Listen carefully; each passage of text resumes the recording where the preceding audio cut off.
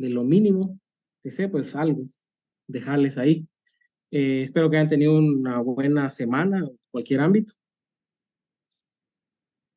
Y como les dije, un gusto otra vez volver a impartir la clase. Si tienen alguna duda respecto a protocolo, pues esta es una oportunidad para poder plantearla. En el tema de las actas notariales revisé algunos.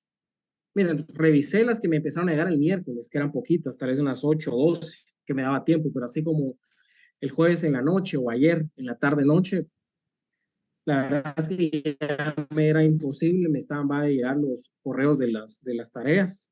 Entonces ahí sí, no les voy a mentir, me costaría un montón revisarlas minuciosamente. Entonces vamos a estar revisando en la semana.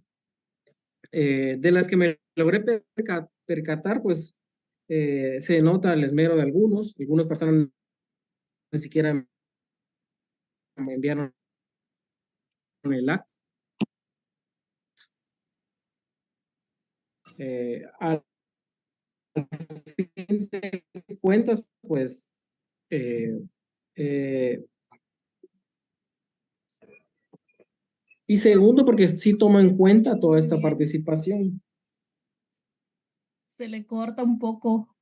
No se Buenos escucha días. bien. Buenos días, voy a...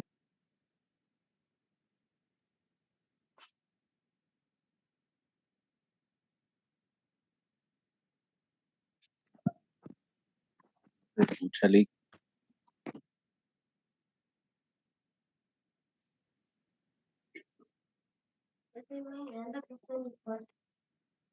Ya voy de...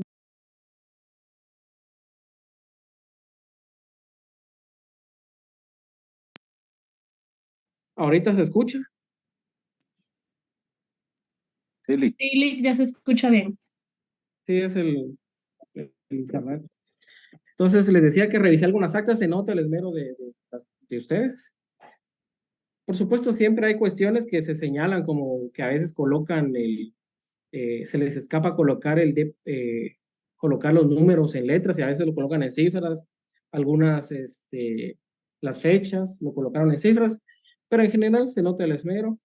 Es bueno que vayan aprendiendo. Recuérdense que todo esto, el aprendizaje, pues al final no va a ser para mí, sino que para ustedes.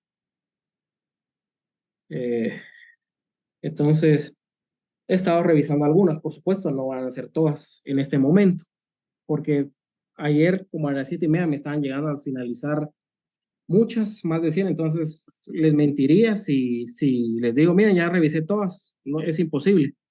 La compañera Martina Jesús, dígame. Buenos días, licenciado. Fíjese que yo tengo una duda, pero es respecto a la segunda vuelta, porque soy voluntaria.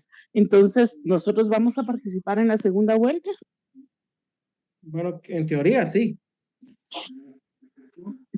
Yo tengo entendido que sí. Pero se me imagina que nos van a mandar la información en el momento oportuno. Me imagino, sí, es que eso ya es tema de PDH. Ah, bueno. Sí, es tema de No PDH. es, ya no es con las clínicas.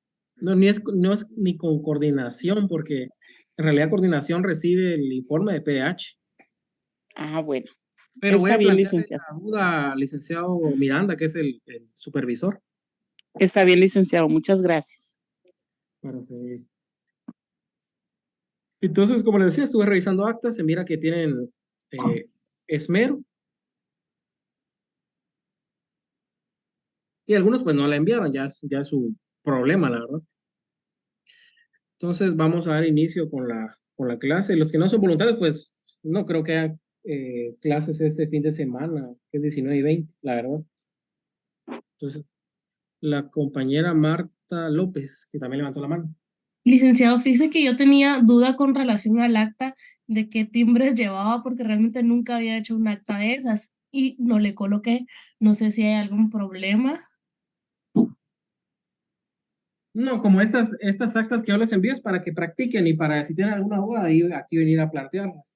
En Sí, el caso sí. del acta notarial, como es un acta de requerimiento, pero es un acta notarial común, es un timbre de 10 quetzales notarial y 50 centavos fiscal por cada hoja. Sí, y siempre en el modo de redacción al final va ante mí el sello y la firma, ¿verdad? Sí, ante mí. Aunque Ok, en mi caso particular, en las actas de jurisdicción voluntaria, yo no acostumbro a colocar el ante mí. Me firma la persona y firmo yo abajo. Pero ya es ok. tema particular mío.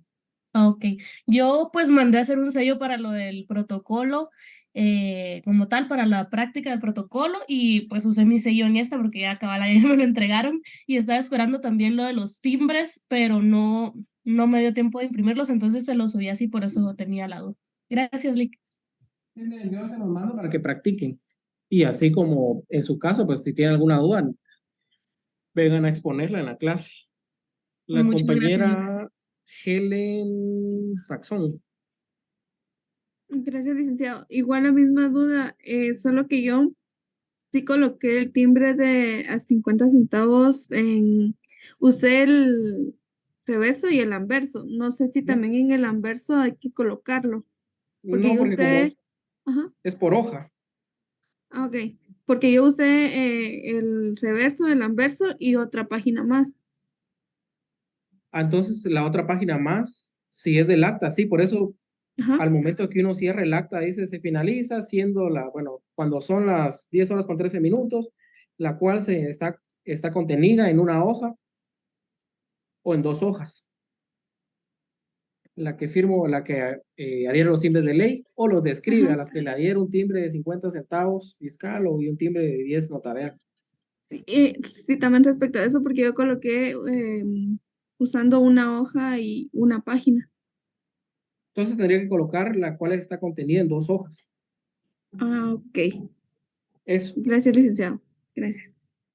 Aquí no es como en la razón del testimonio que tiene que hacer constar en el anverso y en el reverso, solo que haga constar cuántas hojas son es suficiente.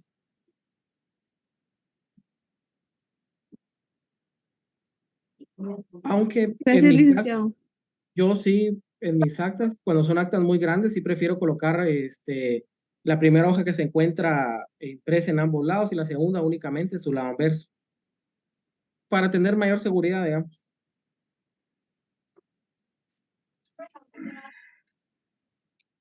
El compañero Sergio, cuénteme.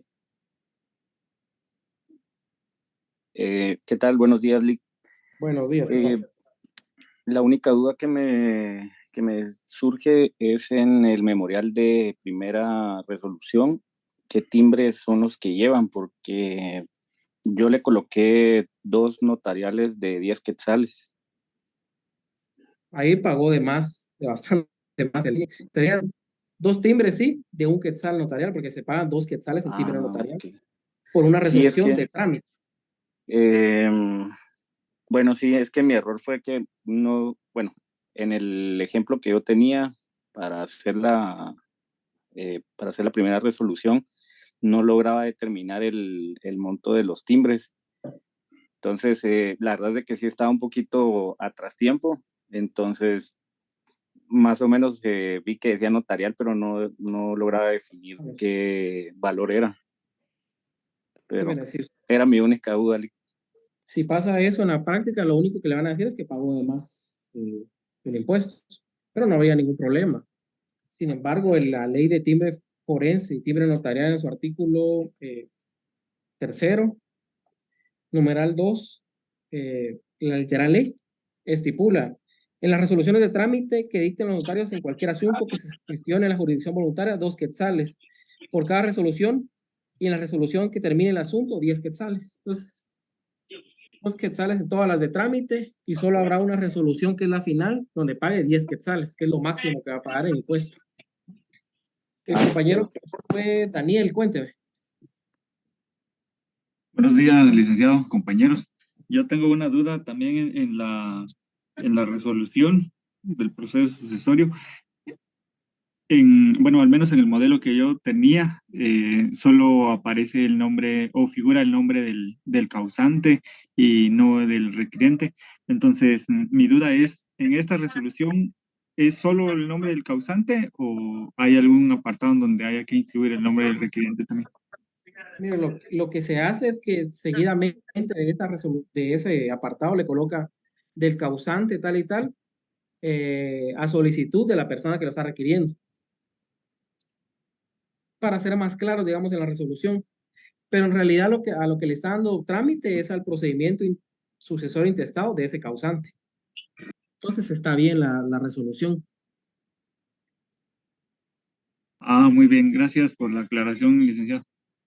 Vamos a ver, la compañera Silvia Melgar. Sí, gracias. Sí, buen día. Solo una duda, cuando uno pone documentos que van seguidos de la escritura y son, digamos, hojas de papel bond, pero que van insertadas en el protocolo, ¿se les tiene que poner el número de folio? ¿En qué folio queda en el protocolo? Sí, porque cuando lo está ya introduciendo al protocolo, como forman parte del protocolo, tienen que llevar folio. No sé. Y como ya no se pueden extraer del protocolo, tienen que llevar folio, son parte del protocolo. Ok, gracias. Los anexos son otras cuestiones. Aquí usted me está hablando de documentos protocolizados, me imagino, ¿verdad? Exacto, Lic. Ajá. Sí, entonces ahí sí tienen que llevar folio porque son parte del protocolo. Los anexos sí van al final del protocolo, pero cuando hablamos de anexo, pues hablamos de las constancias de los avisos, de los testimonios, de la copia legalizada de los de la visa de ICABI a las municipalidades, la constancia de la compra del protocolo, la apertura del protocolo, esos son atestados. Ahora si va a protocolizar un documento, sí va inmerso dentro de las hojas del protocolo de papel especial sellado. Ok, gracias. Para servir. Licenciado, disculpe, esas resoluciones van inmediatamente después del acta notarial, ¿verdad? Dentro del protocolo.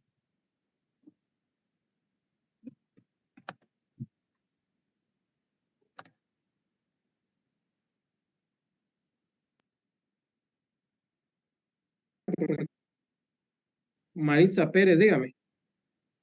Licenciado, buenos días. Licenciado, con una consulta. Fíjese que cuando estaba redactando lo de la primera resolución, a mí me causó una duda sobre, de una vez ahí se establece la fecha y la hora para la junta de herederos. Sí, porque conforme esa resolución usted publica los edictos. Ya, entiendo. Gracias, licenciado. Ahí tiene que fijar el día y hora, porque si no tendría que llevar a cabo otra resolución para fijar día y hora. Entonces, por temas prácticos y temas de economía, digamos, aquí sería economía procesal, va en la primera resolución.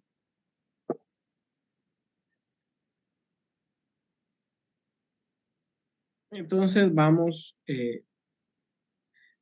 si no se me escucha bien o se me escucha entrecortado, me dicen, por favor. Los timbres que cubre el acta de requerimiento o de cualquier otra acta que sea constante en el proceso sucesorio va a cubrir 10 quetzales en timbre notarial y 50 centavos timbre fiscal por hoja, como cualquier otra acta notarial.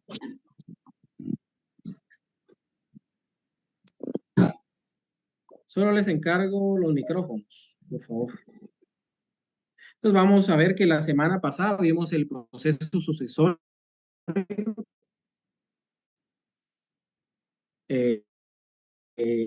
intestado. Vimos qué era, por qué se lleva a cabo el proceso sucesorio, para llevar a cabo primero el acta de requerimiento que constaba en esa acta, después la primera resolución, que esa ya la redactaron, después hablábamos de que hay que dar un aviso al registro de procesos sucesorios, después una solicitud de informes a los registros de la propiedad, tanto al primero como al segundo, una publicación de edictos, después ya íbamos a la junta de herederos, en el cual hablábamos. La compañera preguntaba que si desde la primera resolución se fija día y hora para la junta. Sí, desde ese momento usted tiene que ver en cuánto tiempo va a llevar a cabo la junta. Se lleva a cabo la junta de herederos, que tiene como fin aceptar o renunciar a la herencia en el día y hora fijado. Aquí se lo estoy haciendo un resumen de lo que ya vimos, por eso es que voy algo rápido. Después de la junta de herederos donde hayan aceptado la herencia, pues se lleva a cabo el acta notarial de inventario. En el acta notarial de inventario, usted la va a realizar conforme los avalúos que usted tenga ya a la vista, donde consten ya los bienes y el valor de esos bienes. y al tener el avalúo, pues le corre audiencia a la Procuraduría General de la Nación. Esta audiencia se la da a través de una resolución también. Por el estado que guarda el expediente de esa audiencia sucesorio intestado extrajudicial del causante tal. Firma y sella la resolución, timbre, 2 timbres notariales de quetzal para cubrir los 2 quetzales el timbre que lleva esta resolución de trámite, como cualquier otra resolución.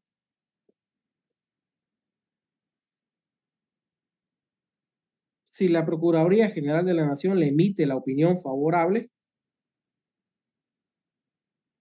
pues usted lo que tendría que hacer en ese momento es llevar a cabo, pues, el auto declaratorio de herederos, que es la resolución final del expediente. Entonces, esta sí ya cubre 10 quetzales en timbre notarial. Esta sí cubre los 10 porque es la última resolución del proceso. Es la resolución que termina el asunto en la vía notarial. Pues ahí tiene que ya contar con la opinión de la PGN, hace constar las diligencias que se llevaron a cabo, que recibió estos documentos, que se publicaron, que se dio aviso al registro, que se solicitó informe a los registros de la propiedad, que se publicaron los edictos, que se faccionó el inventario, que se llevó a cabo la Junta de Herederos aceptando tal y tal persona, que se audiencia PGN.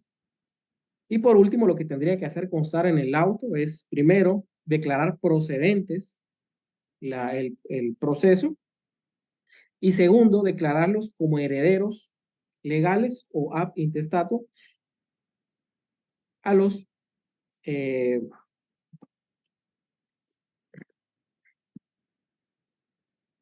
posibles herederos, en este caso legales. Y además tiene que hacer constar que esa resolución se dicta sin perjuicio de que aparezca una persona con igual o mejor derecho. Entonces ya tiene el auto declaratorio, ya tiene el expediente completo de jurisdicción voluntaria del proceso sucesorio. Este expediente también tiene que ir foliado. Todas las actuaciones dentro del expediente tienen que ir foliadas. Cada nueva actuación que se incorpore, se lleva a cabo la foliación. Entonces aquí terminamos con la fase notarial del proceso sucesorio intestado.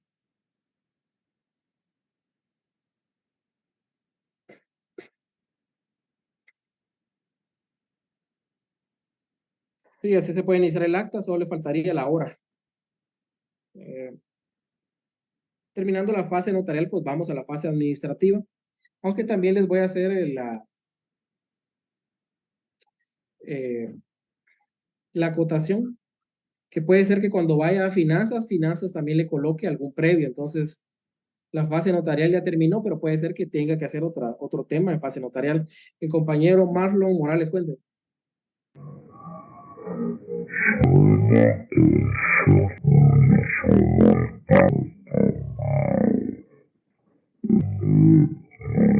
No se escucha bien el micrófono, compañero.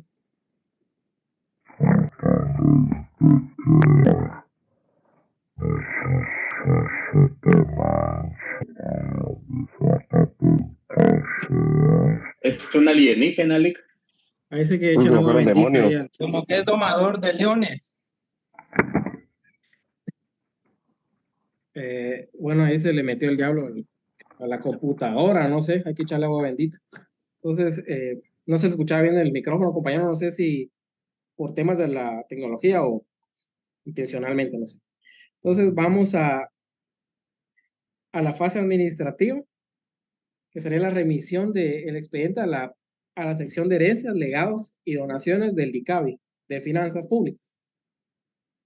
Como les dije, el expediente tiene que ir foliado.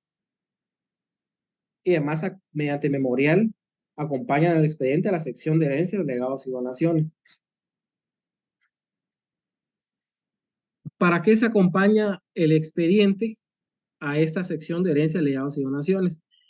Porque la transmisión a título o por causa de muerte también causa impuestos. Es un hecho generador de un impuesto, que es el impuesto de herencias, legados y donaciones. Entonces, lo que hace esta sección es llevar a cabo la liquidación, es decir, calcula respecto a los bienes, respecto al líquido de los bienes, cuánto va a ser el impuesto que ustedes sufraguen por llevarse a cabo la transmisión de esa herencia. ¿Cuál es el problema de las liquidaciones en Guatemala? Solo permito.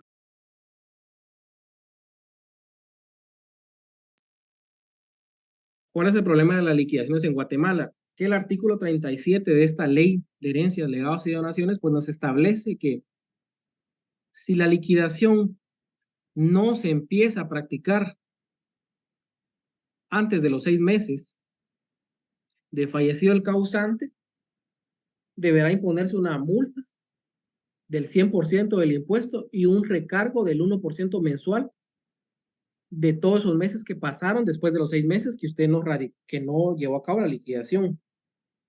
Entonces, ¿cuál es el inconveniente que presenta esto? Primero, que según ese artículo 37, usted tendría que llevar a cabo todo el proceso intestado en unos 5 meses. O sea, en 5 meses desde la muerte del causante, usted tendría que declarar ya a los familiares como herederos. Algo que en realidad es imposible tomando en cuenta la burocracia, primero guatemalteca. Y segundo, que hay personas que fallece su familiar y la verdad es que no están pensando en los bienes. Tienen el duelo, pues cada quien lo vive en diferente manera. Entonces, lo primero que ellos piensan, pues no es radicar el proceso sucesorio.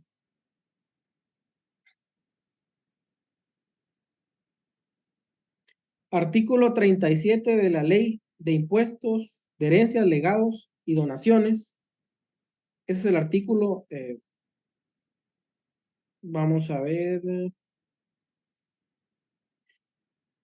Esa es la ley que aplica aquí en la fase administrativa, la Ley de Impuestos, Legados y Donaciones. El compañero Julio, cuénteme.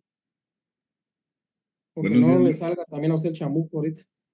Yo creo que no, Lick. Cuénteme. Lick, una consulta.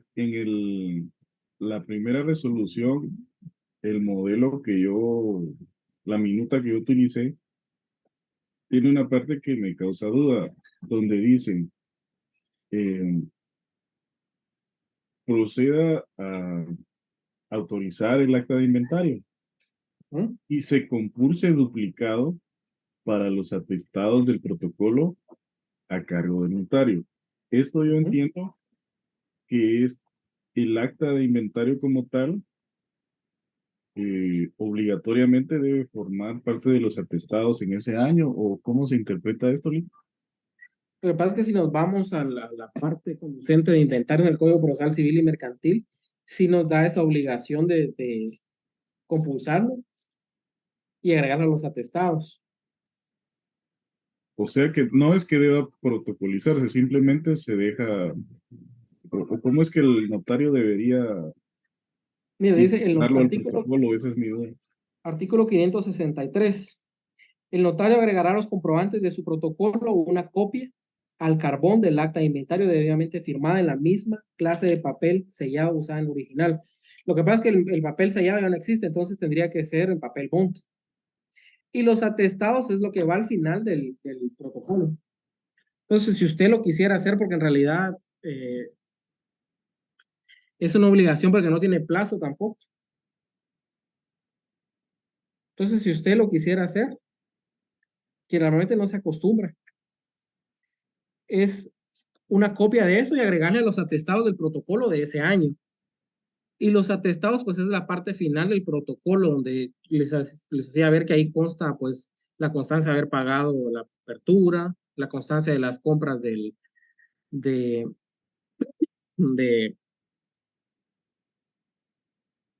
la apertura, de la compra de las hojas de protocolo, los testimonios, las constancias de haber entregado los testimonios. ¿Y para qué sirve dejar copia del inventario? Es si en algún momento se tiene que ampliar el inventario. Para eso sirve. Ese es el fin que tiene ese artículo. Muy bien, Lick, gracias. Ahí está muy claro, gracias. Pero si llegan con usted y le dicen, mire, es un bien, entonces no vale la pena hacerla constar en el protocolo. Normalmente, generalmente en la práctica no se hace.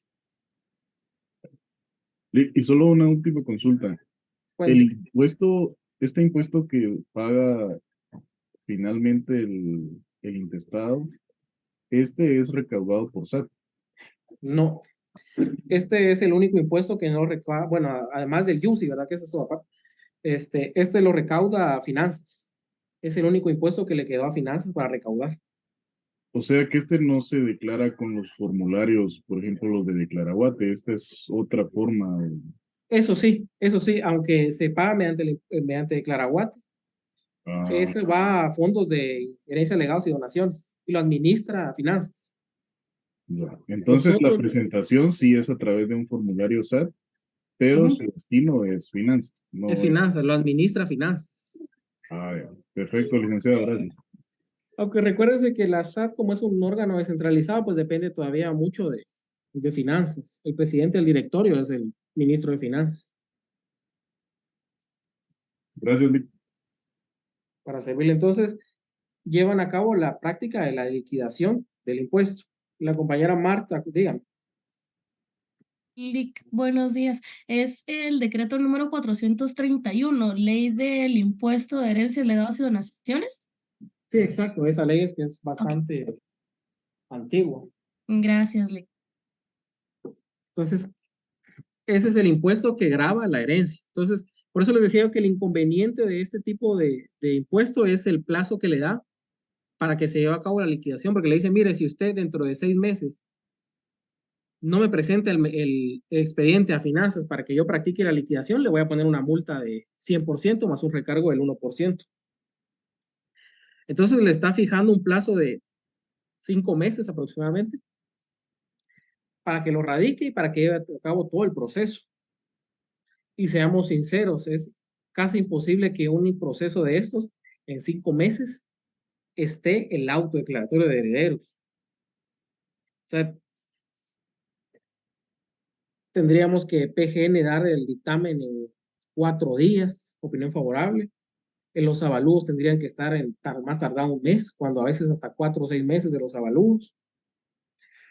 Entonces, la administración creo que esto tendría que ya ser reformado en cuanto al plazo para que no incurran en multas, porque son unas multas que casi siempre se las van a imponer, porque es casi imposible que dentro de 6 meses usted presente el expediente a finanzas para que se lleve a cabo la liquidación. Entonces, si usted presenta el expediente y ya pasaron 6 meses de haber fallecido el causante y usted no había presentado durante esos 6 meses el expediente para la liquidación, es decir, para que hagan el cálculo de los impuestos, le van a imponer una multa del 100% del impuesto. Es decir, si los bienes, eh, la cantidad son de, digamos, 100,000 y el impuesto son de 4,000, le van a poner una multa igual al 100%, es decir, 4,000 de impuestos y 4,000 de multa, más el recargo del 1% de cada mes, después de los 6 meses que usted que no haya presentado el proyecto para la liquidación. La compañera Catherine, dígame. Licenciada, buenos días. Una consulta. ¿Cuánto tiempo después o se tiene algún límite de tiempo para empezar el intestado una vez fallecida la persona? Mira, en realidad tiene un límite que son 6 meses y un año si la persona fallece en el extranjero. Sin embargo, el único resultado que tiene de radicarlo muy tarde es las multas. O sea que póngale pasado esos 6 meses, digamos que la persona llevara, por ejemplo, 2 años, ya después de los 6 meses empieza a pagar multa. Sí, empieza a pagar, bueno, ya la multa va a ir 100%. Lo que le Ah, empieza a generar más son los recargos, porque por cada mes va a ir 1% del impuesto. ok, gracias. Pasaron los 6 meses, el mes séptimo empieza el primer mes. Ahí el recargo va a ser 1% del impuesto. Segundo mes, tercer mes, entonces, a veces que tienen hasta 60 meses de recargos, ahí se hace más grande, pues, la multa.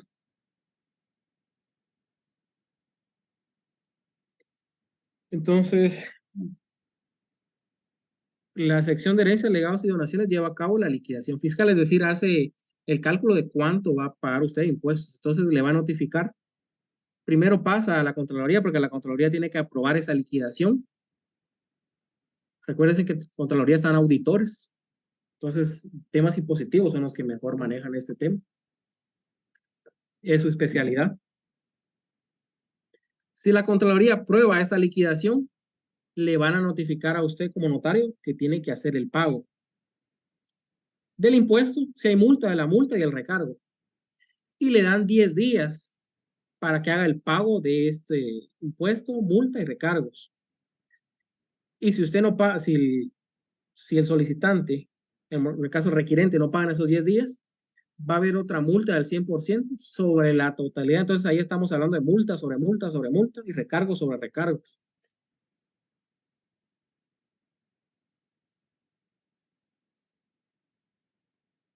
Pero entonces vamos a ver qué pasa si a usted le colocan multa. Porque hay una solución, en este caso, bueno, una solución parcial. En el caso de que usted le notifiquen para que haga el pago, bueno, que el que tiene que hacer el pago es el requirente.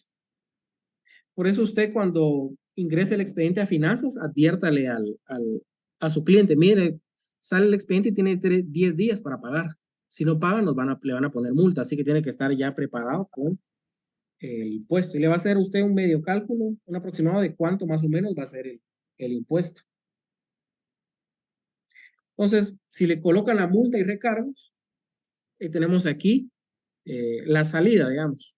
En el caso de multa, la multa va a ser el equivalente al 100% y el recargo el 1% por cada mes de retraso. Entonces tiene un plazo de 10 días para pagar, caso contrario, multa del 100% sobre el monto total. Entonces, ¿qué es lo que tiene que hacer usted como notario en el momento, bueno, como asesor también de su cliente? Le va a decir, bueno, entonces nos pusieron la multa y los recargos. ¿Qué hay que hacer? Hay que pagar mediante el formulario de Declara Guate únicamente el impuesto. Únicamente el impuesto. No pagar ni la multa ni el recargo. Dentro de esos 10 días usted tiene que pagar únicamente el impuesto, no la multa ni el recargo. ¿Y qué va a hacer con la multa y el recargo? Pues le va a pedir al presidente de la República que se lo exonere. Para eso nos vamos al artículo 183 literal F de la Constitución Política de la República de Guatemala, que ahí se me olvidó colocar la norma, pero es Constitución Política de la República de Guatemala, el cual regula. Son funciones del presidente de la República, literal R, exonerar de multas y recargos a los contribuyentes que hubieran incurrido en ellas por no cubrir los impuestos dentro de los términos legales o por actos u omisiones en el orden administrativo. Entonces, usted paga la multa, en el banco pues le van a imprimir sobre el formulario el impuesto. Y habiendo pagado los primeros.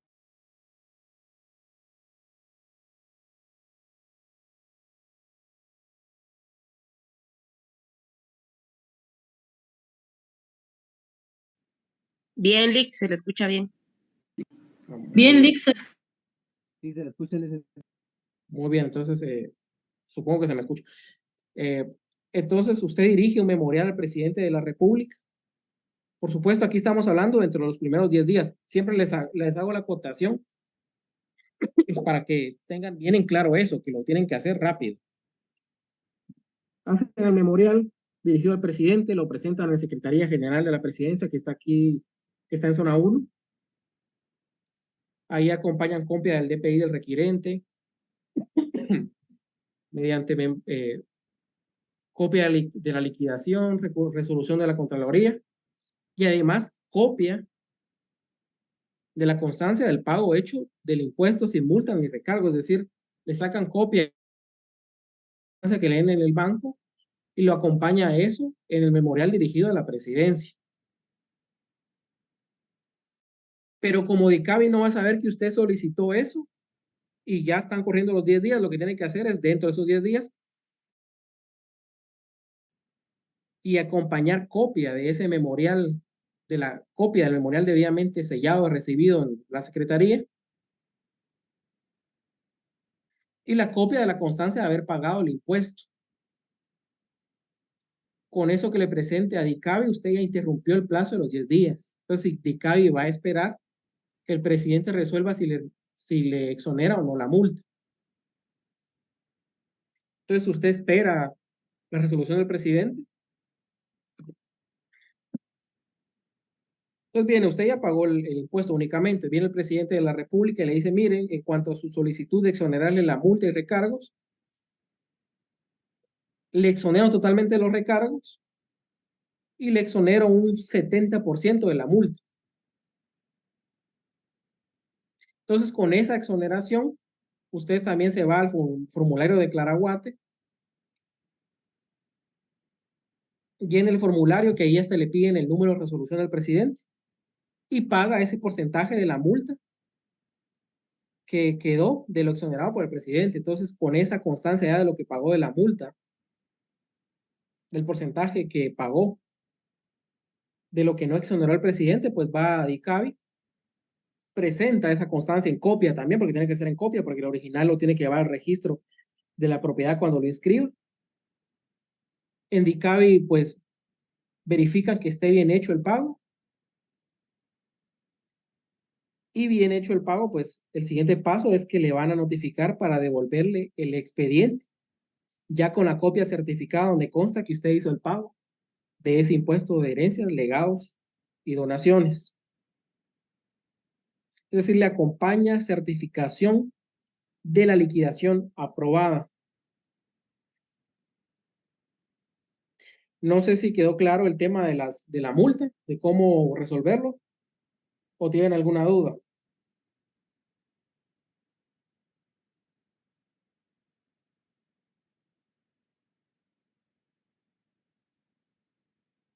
Bien, los compañeros que tal vez ya trabajan en bufetes o ya lo hacen por su cuenta algunos. Creo que este tema a veces no se les enseña en las facultades, pero es bueno que lo sepan porque es una salida de algunas incidencias que pueden surgir dentro del proceso, como es la multa y los recargos. Porque de acuerdo a nuestra legislación, que es la ley de impuestos sobre impuestos de herencias, legados y donaciones, la multa casi siempre se la van a imponer por el plazo tan corto y tan poco razonable también, atendiendo a la realidad nacional. Entonces le devolvieron el expediente por finanzas y ahora lo que procede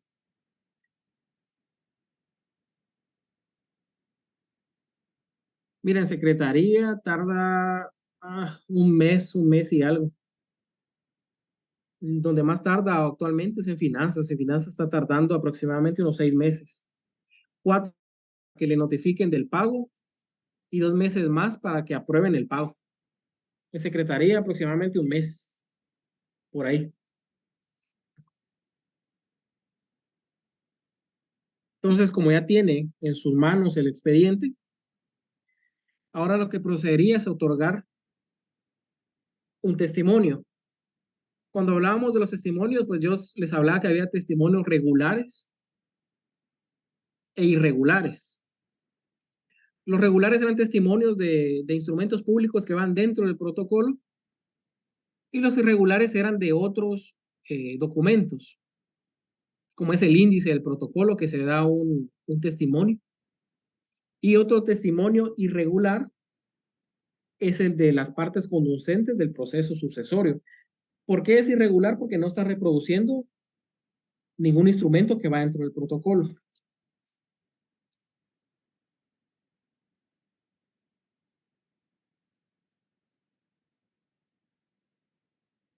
Entonces, el siguiente paso sería que usted extienda el testimonio de las partes conducentes. Se lo va a extender a los herederos en el caso de intestado. Ahí solo va a extender uno a nombre de todos los herederos porque la propiedad, los bienes van a salir a nombre de todos en ese momento. Entonces, si nos vamos al artículo 497 del Código Procesal Civil y Mercantil, nos regula qué es lo mínimo que tiene que contener el testimonio. El notario compulsará testimonio de las partes conducentes a cada uno de los herederos y legatarios, debiendo insertar en todo caso las partes, los pasajes que contengan el reconocimiento de herederos, que es el auto declaratorio, y legatarios, la aprobación de las actuaciones, que es la opinión de la PGN, y la liquidación fiscal. Eso es lo mínimo que tiene que contener el testimonio, pero también se acompaña el acta de erradicación,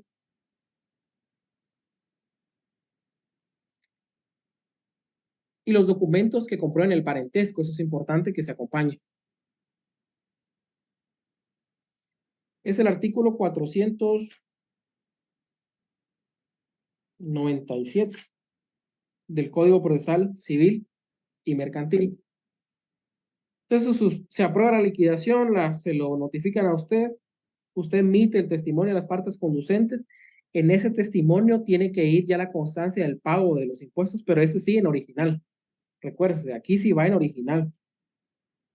Y en ese testimonio tiene que hacer constar que el impuesto se pagó mediante estos formularios y hacer constar el número de formulario de Claraguate. Y el número 7 sería la presentación del testimonio en los registros públicos. El compañero Luis, cuénteme. ¿Qué tal, licenciado? Buenos días. Buenos días. Disculpe, licenciado, con respecto a la solicitud que usted mencionaba que se le hace al presidente para la exoneración de multas.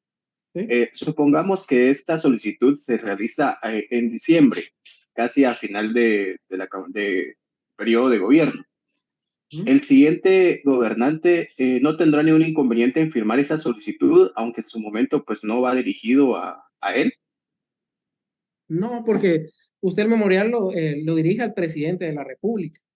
Y recuérdese que ok. No lleva nombre, solo presidente. Ese presidente, recuérdese que los cargos no corresponden a los... O sea, el cargo es una cosa y el nombre es otra cosa. Las personas no son sinónimo del cargo que ejercen. Lamentablemente en Guatemala se personifican los cargos, ¿no? Pero no porque va dirigido al presidente. Es como en el caso de los magistrados de cualquier sala o de la Suprema Corte, de la Corte Suprema. O sea, cualquier memorial se dirige a los magistrados de la sala o de la Corte Suprema. Los que lo resuelven son los magistrados, independientemente de la persona que esté ocupando el cargo en ese momento. Porque el que tiene la facultad es el cargo como tal, que lo ejerce una persona en específico en un momento determinado. Entonces, usted emite el testimonio de las partes conducentes, lo presenta al registro, a cualquier registro público. En este caso sería, bueno, registros donde consten anotaciones de bienes. Y en este caso, pues en el registro de la propiedad lo presenta, el registro lo opera. Y cuando lo opera también está esa peculiaridad que lo opera y hace constar que se hace la inscripción sin perjuicio de persona con igual o mejor derecho. Porque la mortual queda abierta 10 años por si se presenta a otra persona con igual o mejor derecho para reclamar su calidad de heredero. Entonces eso hay que tener en cuenta.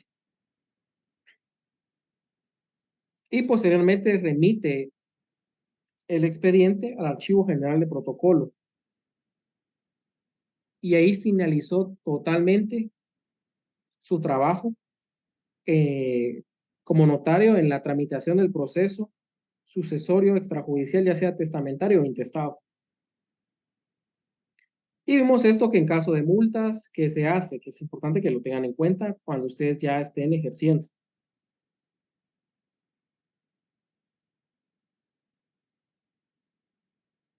¿Cuánto tiempo tienen para la partición? En realidad no hay un plazo como tal para llevar a cabo la partición, porque cuando se inscribe aparece en copropiedad, entonces la copropiedad no tiene ningún plazo para poder llevar a cabo la partición. Lo que sí tienen de plazo son 15 días para presentar el testimonio. Entonces, la partición la podrían hacer ante el mismo notario, después de haber inscrito el proceso, o la pueden hacer posteriormente. No tienen un plazo como tal. Ellos tienen total derecho de poder vivir en copropiedad, si quieren, o poder llevar a cabo la partición.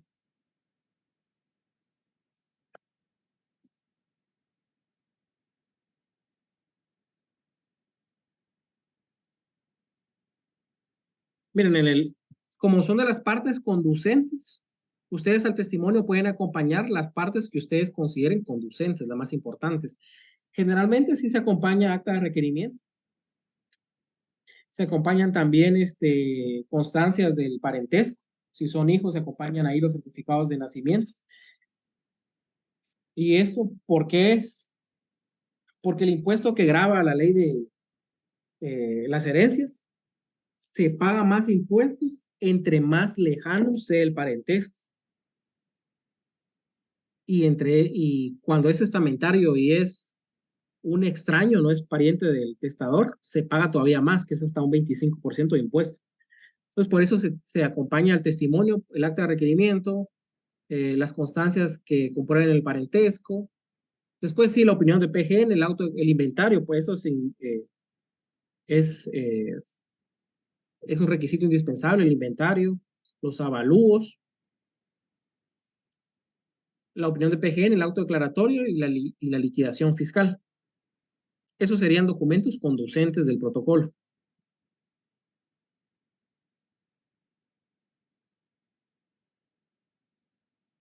Entonces vamos con el proceso sucesorio testamentario. Bueno, si no queda alguna duda del intestado, voy a seguir con el testamentario. Ahora sí, si hay alguna duda, un comentario, por favor.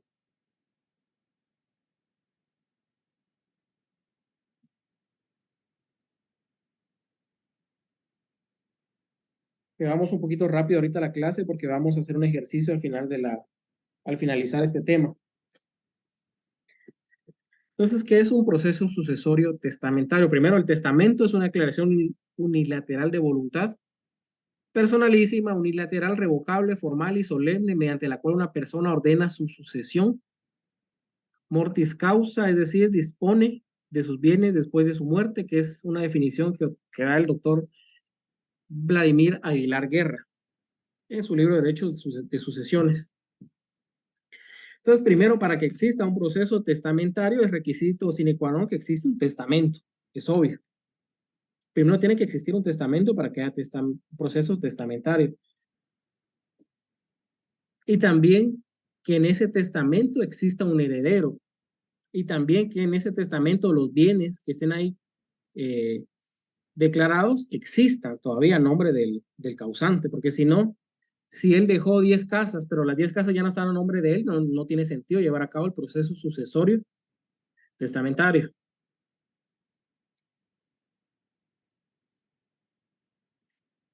Como tal no voy a explicar paso por paso porque en realidad el proceso es el mismo, únicamente cambia un paso que es previo y también que hay algunas modificaciones en la redacción de algunas actas, pero es mínimo. Entonces, el procedimiento de la similitud es que es casi el mismo, salvo un paso extra.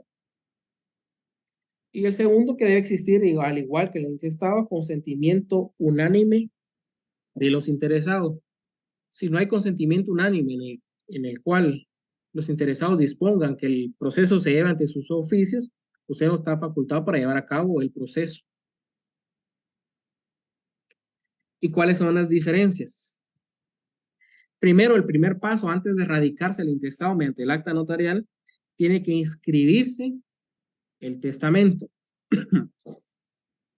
En el registro de la propiedad hay libros, hay un libro en específico que es de testamentos. En ese libro se anota los avisos que da un notario cuando autoriza un testamento. Usted como notario tiene la obligación de dar aviso al registro general de la propiedad sobre el otorgamiento de ese testamento y ahí se hace la anotación. Pero también en ese mismo libro de testamentos, cuando fallece el testador, se tiene que inscribir el testimonio de ese testamento. Todos los familiares le solicitan al notario el testimonio, el notario se los extiende y ese testimonio se tiene que inscribir en el registro general de la propiedad. Ese es el primer paso en un proceso sucesorio testamentario. Entonces, es lo primero. El segundo paso ya sería el acta de requerimiento. En el acta de requerimiento, pues ya usted hará constar que se requieren sus servicios para radicar hasta su fenecimiento el proceso sucesorio, testamentario, extrajudicial del causante tal. Y ya en dicha acta, porque esa acta sí la mandé de ejemplo en las minutas, se hace constar que ya está debidamente inscrito el testamento, porque ese testamento se escribe a un folio, bueno, un libro, un folio y un número. Entonces el primer paso es escribir el testamento, pero después el proceso es el mismo, hay un acta de requerimiento, hay un aviso al registro de procesos sucesorios. Por supuesto, en el aviso usted dirá que lo que está radicando es un testamentario, ¿verdad? Se solicitan al igual informes al primero y segundo registro. Y por supuesto, en el primero le va a aparecer que sí otorgó testamento. Es para comprobar que no haya otorgado otro testamento, además de que está llevando ya. Se publican los edictos. En la publicación de esos edictos se convoca a los herederos instituidos y personas con interés. Entonces, en ese edicto también se tiene que hacer constar que lo que se radicó es un proceso sucesorio testamentario. Entonces, si están viendo, el proceso es el mismo, salvo algunas diferencias como es la denominación. Y en el día y hora fijados para las juntas de herederos, lo que se tiene que hacer, además de aceptar o renunciar a la calidad de heredero instituido, va a ser la lectura del testamento. Aquí sí se lee el testamento, porque hay una disposición de última voluntad. Si aceptan esa calidad de herederos, pues pasamos al inventario. Usted ya tuvo que tener a la vista los avalúos de los bienes, pero con la acotación que serán los bienes que estén declarados en el testamento. Porque si hay algún bien que no está en el testamento, ese bien se tiene que ir intestado, no puede integrar el testamentario. Entonces el inventario se tiene que realizar conforme los bienes que consten en el testamento, eso es lo importante. Y también es importante que usted como notario le haga ver eso al cliente, porque hay clientes que en el testamento hacen constar hasta el menaje de la casa, es decir, cucharas, tenedores, cuchillos. Y eso después da un problema enorme porque los hacen constar en el testamento y todas estas cuestiones se van perdiendo con el tiempo. Y después cuando llega a PGN, el expediente le dice, mire, pero aquí dice que le heredó estos cuchillos, ¿por qué no hay inventario de los cuchillos? Le va a poner el previo en la PGN de que qué pasó con los cuchillos. Y si tenía 4 casas y ya vendió una, tiene que hacer constar también en el inventario que esa casa ya está a nombre de otra persona. Bueno, esto sí me estoy equivocando ahí, no es en el inventario, es en otra acta aparte, donde hará constar que esa casa está a nombre de otra persona. Pero sí tiene que documentar que está a nombre de otra persona y la constancia de que está a nombre de otra persona. Después, pues ya tiene el inventario, lo traslada a PGN, le corre audiencia a través de una resolución de trámite. Por el estado que guarda el expediente, de esa audiencia a la Procuraduría General de la Nación para que emita opinión sobre el proceso sucesorio testamentario extrajudicial del causante X. Firma y sello, esa resolución se cubre 2 quetzales en firma notarial y pasa a PGN. Por supuesto, ahí tiene que ir foliado el expediente. Y a diferencia con el intestado, aquí PGN también va a revisar el testamento. Calificará el testamento.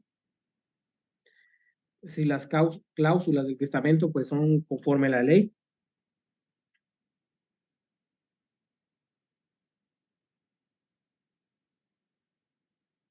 Y si todo está conforme a la ley, pues el PGN le va a emitir opinión favorable, declarando válido el testamento y que es procedente declarar como herederos testamentarios a esas personas.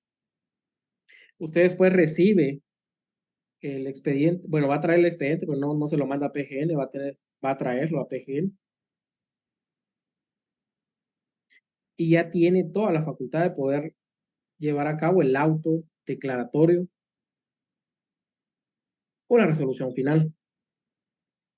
Esa resolución final, pues, al igual que la del intestado, tiene que hacer usted tiene que llevar a cabo los antecedentes de lo que se llevó a cabo durante el proceso,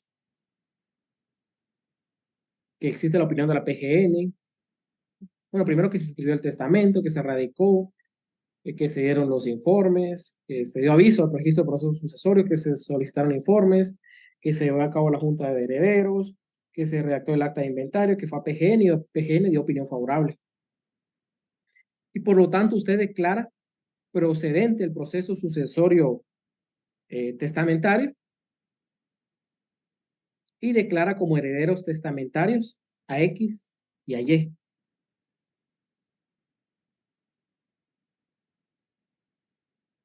En la forma en que el testador los instituyó. Porque puede ser que el testador aquí sí fue específico en determinar que esta casa es para él y la otra casa es para él.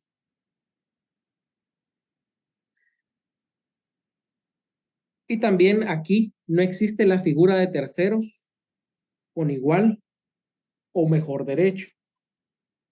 Porque en realidad el testador fue el que dispuso cómo qué va a pasar con sus bienes después de que él muera. Por supuesto, estas normas no son totalmente, voy a decirlo así, tienen limitaciones, estas normas y esta facultad que tiene el testador de disponer de sus bienes. ¿Y qué limitaciones podría tener? En el caso de que exista cónyuge con derecho a gananciales. Ojo. En el caso de que existan menores de edad que tengan derecho a alimentos. Entonces, si bien el testador dispuso que el 100% de sus bienes iba para X persona, si hay un cónyuge con derecho a gananciales, ella puede comparecer a la Junta de Herederos y solicitar sus gananciales. Porque el testador, si bien esos son sus bienes, también sobre esos bienes pesan también obligaciones. Como hay derechos, también hay obligaciones. Entonces, tiene limitaciones también esa facultad de disponer. Y esas limitaciones son ese derecho a gananciales o ese derecho que tengan los menores de edad de alimentos. Compañero Julio, dígame. Una consulta. Si dos personas que contrajeron matrimonio, pero por ejemplo la esposa recibe un bien por donación, pero sea donación entre vivos, este bien como tal se considera como parte del patrimonio familiar, del patrimonio conyugal, perdón. Están en gananciales, sí. Se considera patrimonio, pero de parte de la esposa. Aunque no se podría alegar que la esposa ya no puede solicitar gananciales porque ya se le donó eso. Porque la donación es una acción de liberalidades en ellos, dice el código.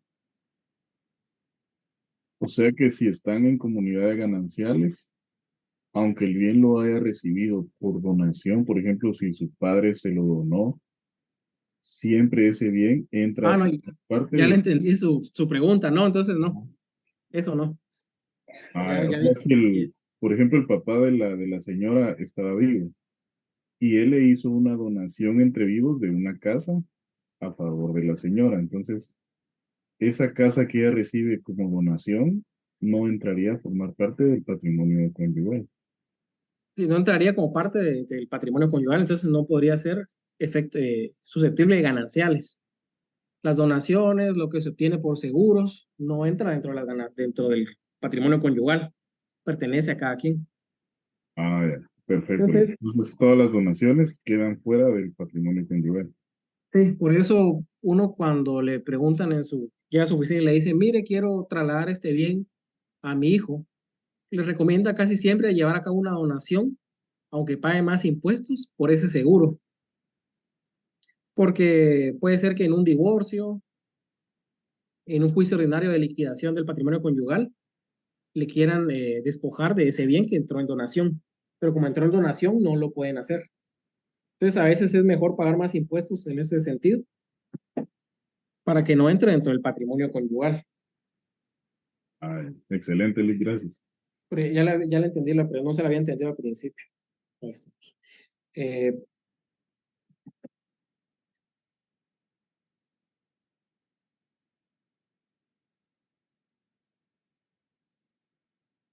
Miren, en el caso de la pregunta que hace la compañera de la herencia, si es un intestado, ahí sí entraría, ahí podría heredar la esposa todos los bienes del causante, si es un intestado.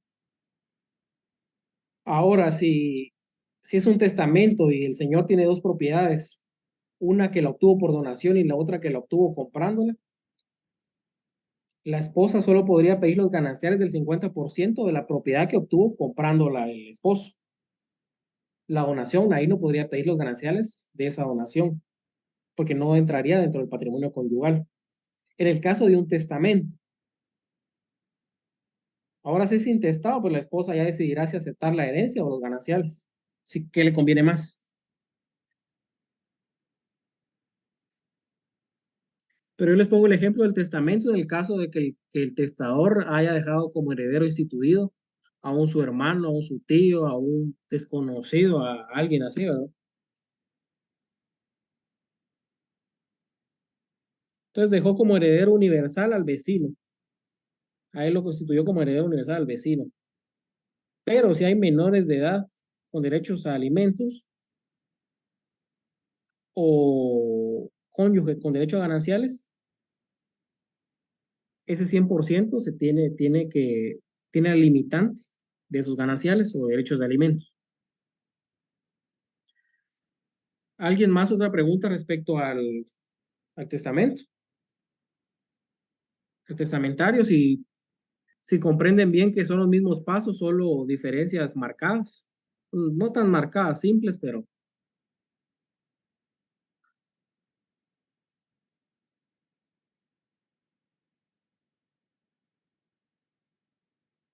Pero lo que pasa, les voy a explicar. Cuando es intestado, la ley llama a quienes tienen derecho a heredar. Entonces, si existen hijos y esposa, los que tienen derecho a heredar son los hijos y esposa. O esposo. Siempre me voy por el masculino, pero puede haber esposo. Entonces, el esposo o esposa que tenga derecho a gananciales tiene ese derecho de aceptar la herencia como heredero o aceptar los gananciales. Depende que le conviene más.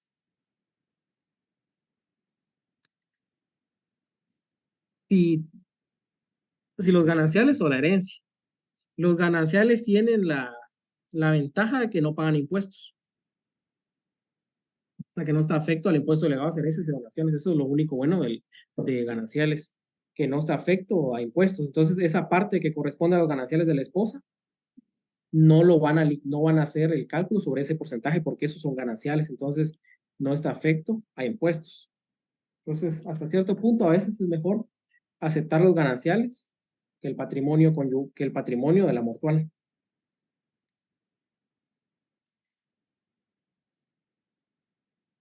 Entonces, si no hay más dudas, vamos con el siguiente, que creo que en esta clase sí nos va a dar más tiempo, porque en la otra empecé muy tarde y no me dio casi nada de tiempo.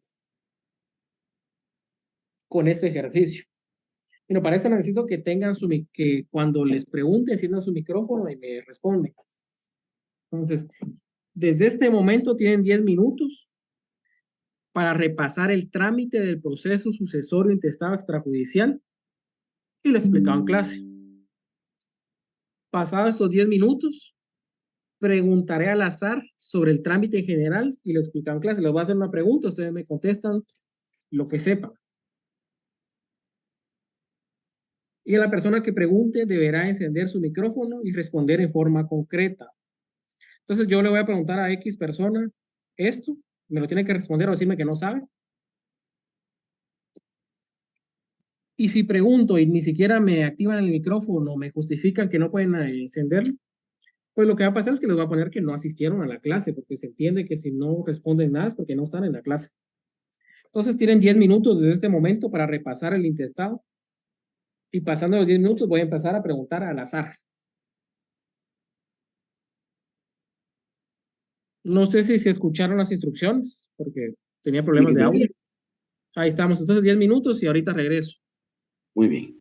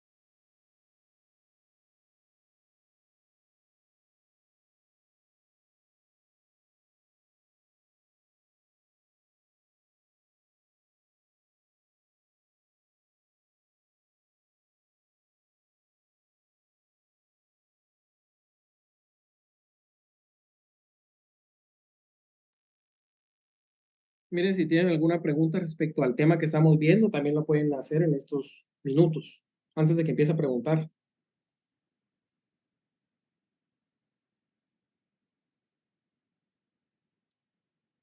Y es mejor Licenciado, que buenos días.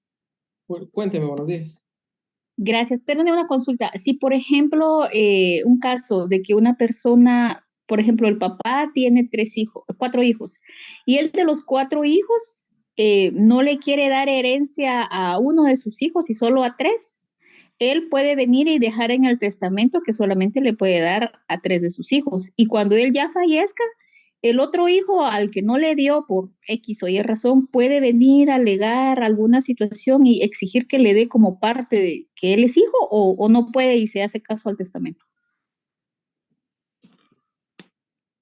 Mire, lo que va a hacer el hijo va a ser impugnar el testamento. Ahora, si está bien hecho el testamento, conforme a los requisitos de forma a fondo, no tendría ninguna derecho de alegar algún, valga la redundancia, derecho sobre los bienes. Si es que el testamento fue otorgado cuando el papá ya conocía la existencia de ese hijo. Y si ya estaba él vivo, ahí sí. En el único ya, caso ahora, que un hijo puede... Sí, dígame. no, diga, sí, Mira, en el único caso que un hijo podría alegar algún derecho sobre un testamentario es en el caso de que el testamento haya sido otorgado antes de que él hubiera nacido, o que hubiera nacido después de la muerte del testador. Ahí sí él puede alegar. sí, pues, y sí procede por el hecho de ser hijo. Sí, porque él no fue olvidado como tal, sino que no tuvo oportunidad el testador de instituirlo a él como heredero. No fue que lo olvidó el testador. Entonces, volviendo al ejemplo que yo le planteaba, en este caso, de todas formas, por gusto, ¿verdad? O sería en vano que el hijo impugne el testamento, porque a la larga igual no surtiría efecto. No solo gastaría en honorarios profesionales del abogado que le lleve el proceso. Sí, pues. En eso gastaría. Ya. Muchas gracias, Lee. La compañera Catherine, dígame. Licenciado, disculpe una consulta. un ejemplo de que cuando, digamos, le falleció la persona, pero tenía, digamos, 5 hijos, pero 2 de ellos están en el extranjero, se quedó todo intestado, convocan a la junta de herederos, pero ellos no pueden regresar, porque, digamos, su estatus legal fuera del país es que, digamos, son inmigrantes, un ejemplo. Entonces, al convocarse a la junta de herederos, ¿cómo harían para que de todas maneras ellos entren ahí? Mediante mandato especial. Ah, ok. Gracias. Ellos se comparecen a través de mandatario, aceptar o renunciar a la herencia. Entonces ahí tendrían que enviar el mandato desde Estados Unidos, protocolizarlo e inscribirlo. Ah, ok. Sería un documento proveniente del extranjero, el caso mandato. Ah, ok. Gracias, Ale. Para prohibir. Licky, en caso de que no se notificara o no se pudiera ubicar a una de las personas.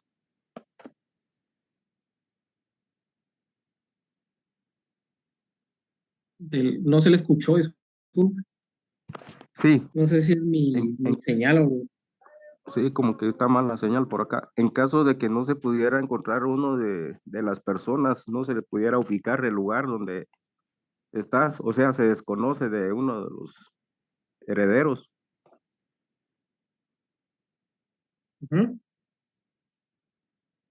Mira, el caso si es testamentario, pues tendríamos que llevar a cabo una ausencia. Para que se le nombre de defensor judicial y el defensor judicial pues tome parte en el proceso. Ahora, si es un intestado y hay algún hijo que no tuvo hijos y está desaparecido, no se sabe nada, aunque suene un poco ético, a lo mejor sería ni mencionarlo, porque le generaría más problemas.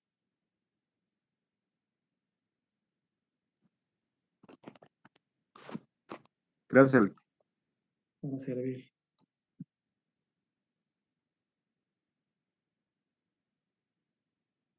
Entonces ya vamos a iniciar con las preguntas.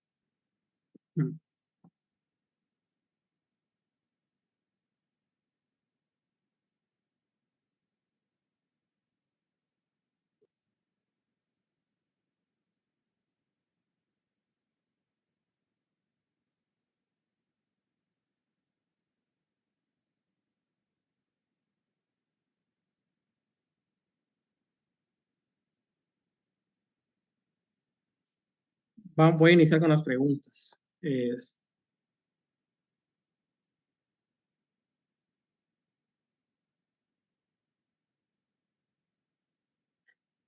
Vamos a ver, dice, ¿y qué pasa si se inicia el intestado, pero al pasar de los años han pasado 10?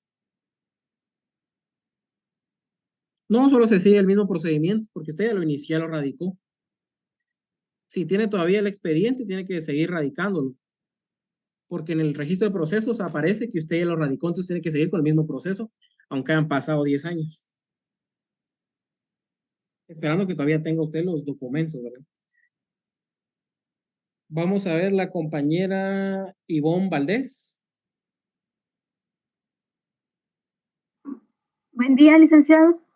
Buenos días. Le voy a hacer esta pregunta. ¿Por qué se piden informes al primero y segundo registro de la propiedad?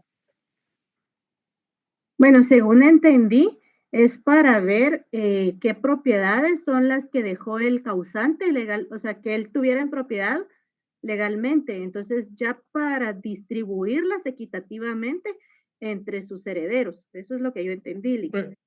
Yo lo digo al principio. ¿Cómo así? Mira, se piden informes al primero y segundo registro para cerciorarse si el causante ha otorgado o no donación o testamento. Para eso se piden informes. Ajá. Esa es la respuesta. Se están pidiendo informes para ver si el causante otorgó o no donación o donación por causa de muerte o testamento.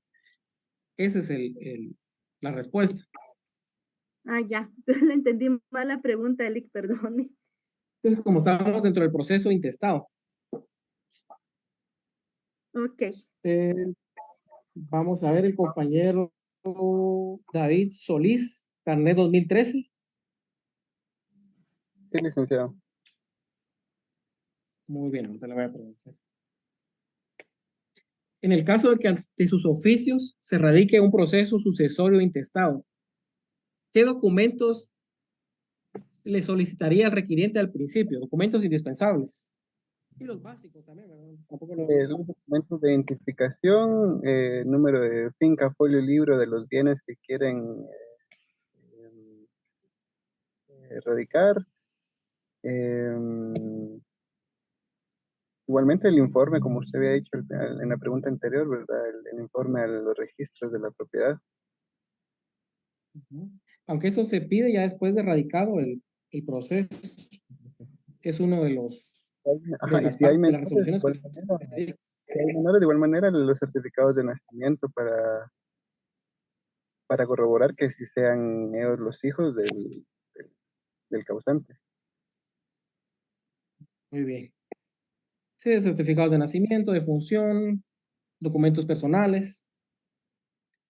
La compañera, vamos a ver, Daniela Abigail, carnet 2019-03044.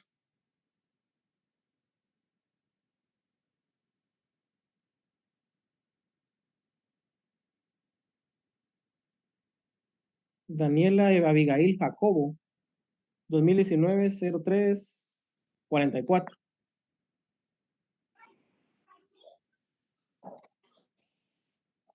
Buenos días. Buenos días. Bueno, voy a hacer esta pregunta. ¿Por qué se le da aviso? Vamos, primero, ¿a qué registro se le da aviso de la radicación del proceso? ¿Y por qué razón se le da ese aviso?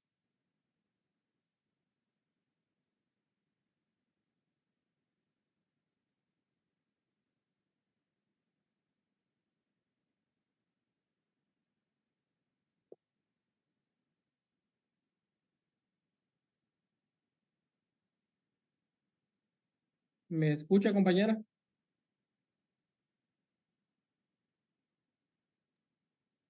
Sí, licenciado, solo disculpe, es que estoy en horario laboral. ¿Me podría repetir la pregunta? Bueno, mira, si quiere le voy a preguntar a alguien más para no tener... Gracias, disculpe. Por eso no encendí mi cámara tampoco. Igual yo la cámara no lo puedo ver todo. La compañera Claudia Vidalia Pérez Orellana, carnet 2019.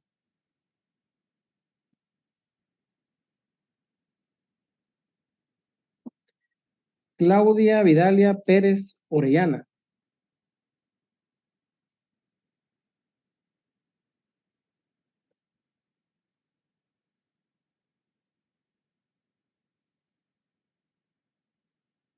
No está. Mariel Ramírez Higueros, carnet 2008. Buenos días, licenciado. Buenos días. Va a ser la misma pregunta para usted. ¿A qué registro se le da aviso de la radicación del proceso? ¿Y por qué se da ese aviso? Es al registro del proceso sucesorio. ¿Sí? ¿Y por qué se da el aviso? Sí. Uy. Permítame. La Bambi.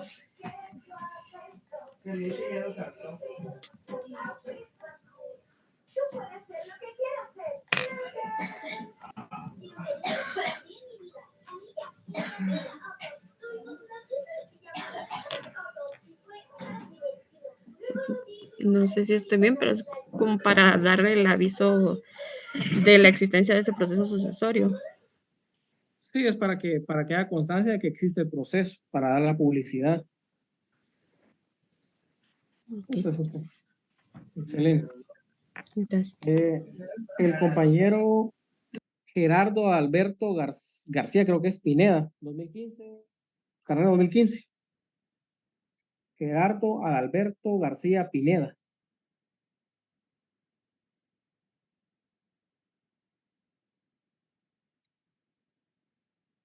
No sé si está presente.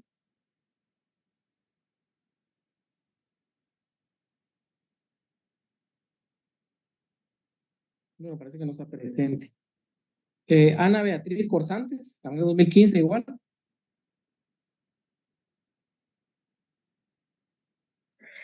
Buenos días, licenciado. Buenos días. Vamos a ver.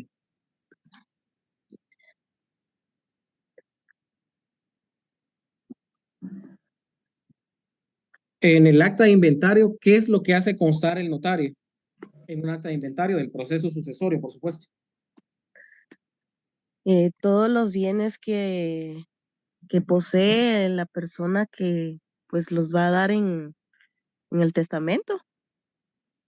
Y, ¿cómo se llama? El registro de los mismos, ¿verdad? No sé si estoy bien. Es la matrícula de los bienes. Y Ajá. también el activo y pasivo. Si usted lo quiere reducir a la respuesta, el activo y el pasivo de los bienes de la mortuaria. Sí, correcto. Pero sí se nota que ya leyó el acta de inventario porque está relacionando temas de los cuales ya tuvo que haber leído el acta. Excelente. Vamos ahorita con el compañero Luis Pedro Vázquez, 2016, 17-198. Ordene, licenciado. Compañero,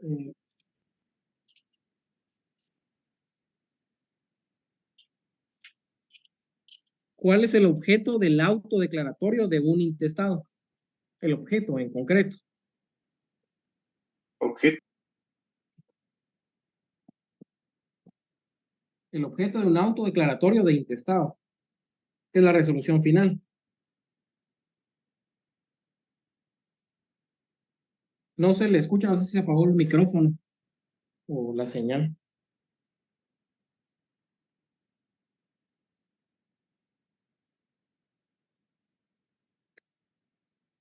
Miren, por cierto, creo que la asistencia ya se va a habilitar. El tema va a ser proceso testamentario.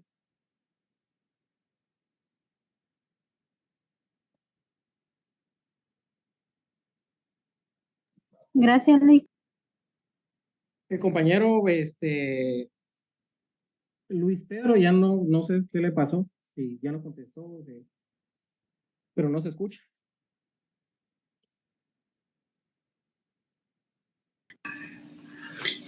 Lick, perdón, ¿le puedo contestar? Sería para ver si no hay una persona mejor, algo así, para poder que quede fuera de la herencia. Pero ¿qué es lo primero que usted declara en la parte resolutiva de un auto, de un intestado? Un auto de un intestado. A los herederos. Sí, primero que es procedente del proceso, primero. Y segundo que los va a declarar como herederos legales. Al final, el objeto de esa resolución final es eso.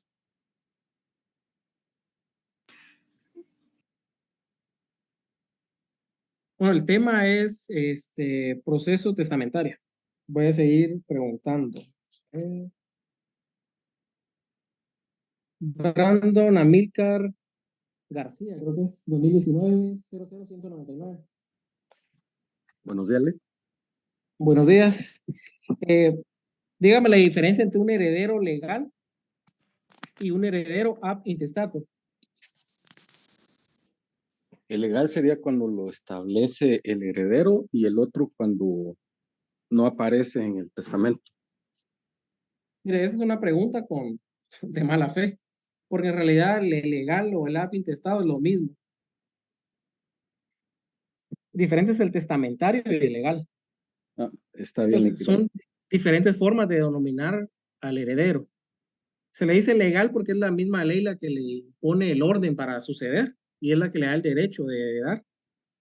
O ab intestato por el latinismo de intestado, pero es lo mismo.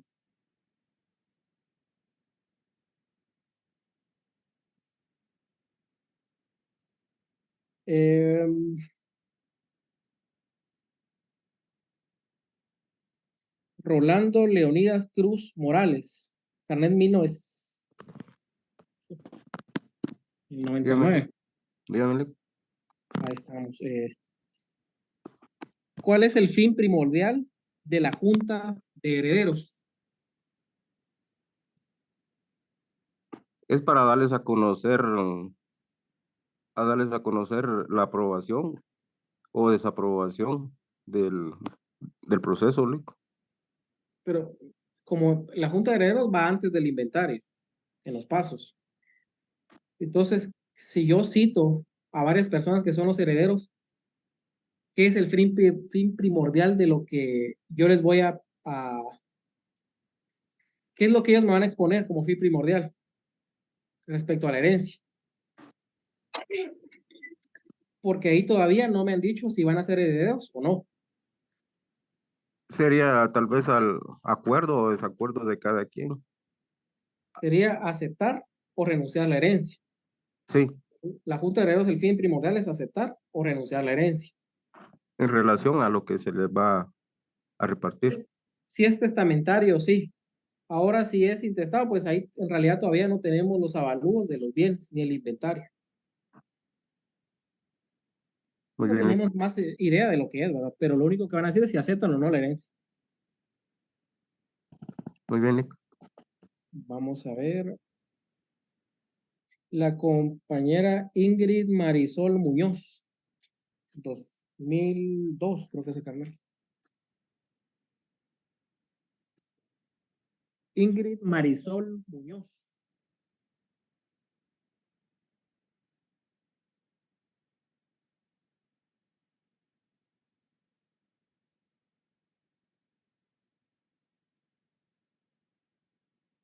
Bueno, no está.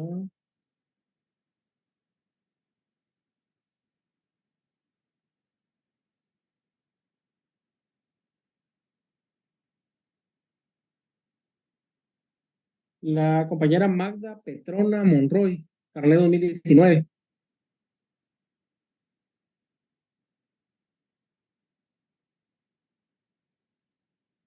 Magda Petrona Monroy. A la orden, Lick. Buenos días. La pregunta es, dígame 2 requisitos esenciales de una resolución. Ahorita, Lick, que estoy chequeando aquí. 2 esenciales. Recuerden que la 2 resolución. Sí. Ajá, la resolución es cuando le notifican a uno algo positivo o negativo. Es lo que resuelve el notario de acuerdo al proceso. Ajá. Si los herederos son realmente los que fueron presentados cuando presentaron la certificación de nacimiento, o sea, con todos los comprobantes que ellos presentaron. Mire. Apóyame, Lick, porque ahí sí. Mire, la resolución. Tengo la idea, pero la resolución tengo la idea que es lo que el notario, como usted indicó, ¿verdad? Mire, ¿usted ha llevado procesos en algún juzgado? Sí, he apoyado en algunos, pero así directamente no. Pero sí he visto la resolución que emiten, por ejemplo, de algún juicio o alguna cuestión civil o alguna resolución del ICS, cuando da la resolución si es negativa o positiva. Hay resoluciones de trámite de fondo. En el caso de hecho del proceso de jurisdicción voluntaria notarial, las resoluciones dicen que son de redacción libre, pero requisitos esenciales si tiene. Uno sería la dirección de la notaría, tiene que llevar dirección donde se está dictando, y el lugar y fecha. Correcto. Esos son 2 requisitos esenciales de cualquier Esos resolución. son los esenciales. De acuerdo, Lick, sí, eso sí tengo conocimiento que tiene que llevar esos datos, incluso la identificación de las personas.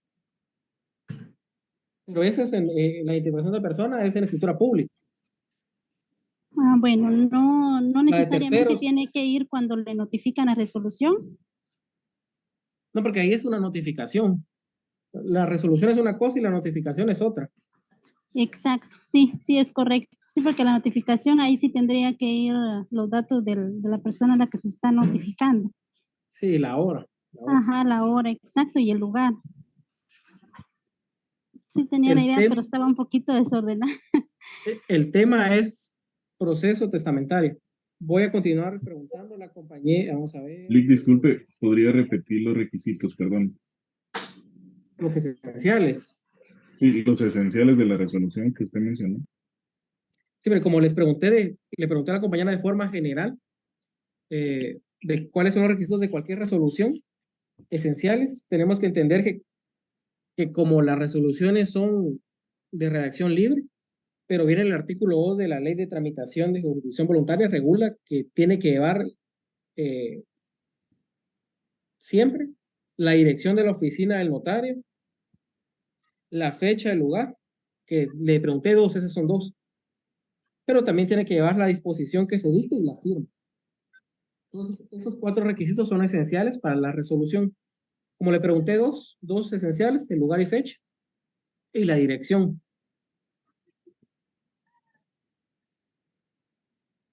Disculpe, y ahí sí tiene que llevar el sello. Ahí, aquí sí. Su firma y sello. Okay, muchas gracias.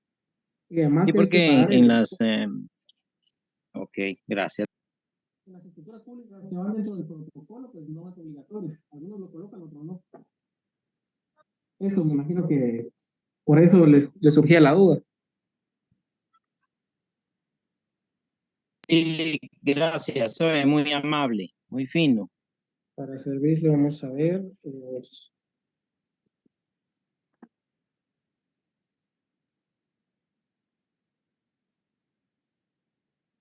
Vamos a seguir preguntando, solo estoy eso.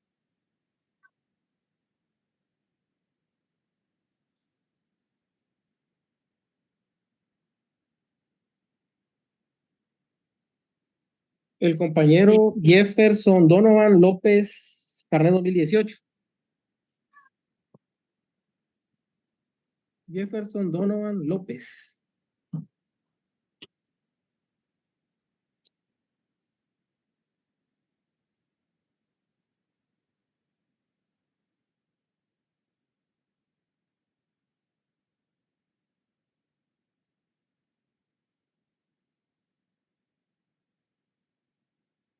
Ese decreto ley 125-83 es la ley de rectificación de área. No lo he tocado hasta el momento.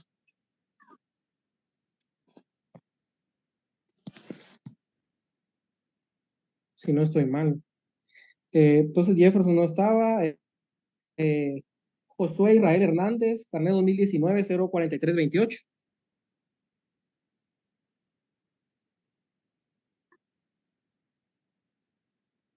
Josué Israel Hernández, carnet 2019-04328.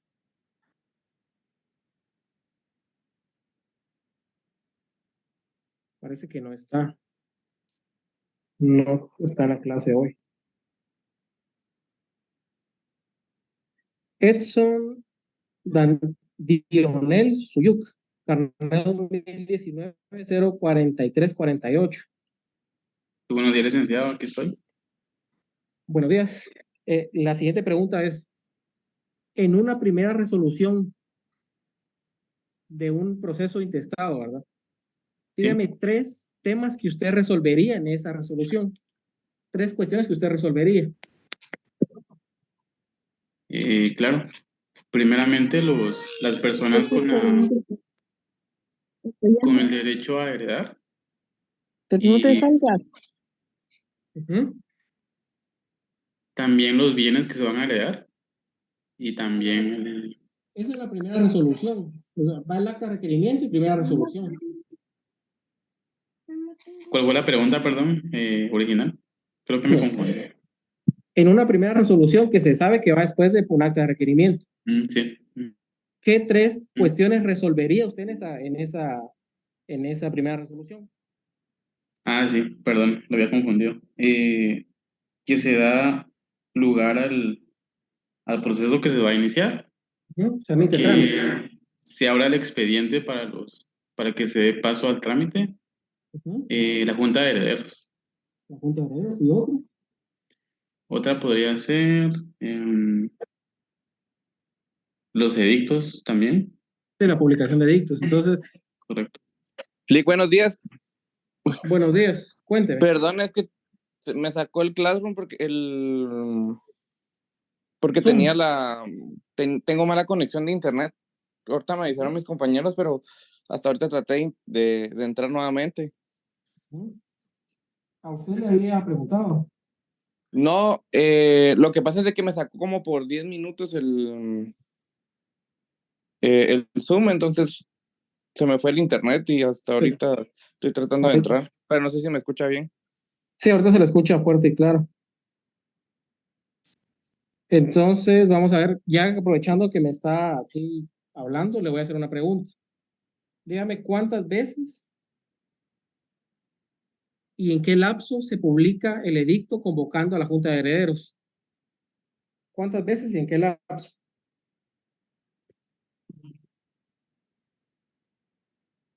¿3 veces? En el lapso en 15 días. Sí, dentro del lapso de 15 días. Sí, Muy sería el bien. lapso. Esa sería la respuesta. El compañero Carlos René Paz Chacón.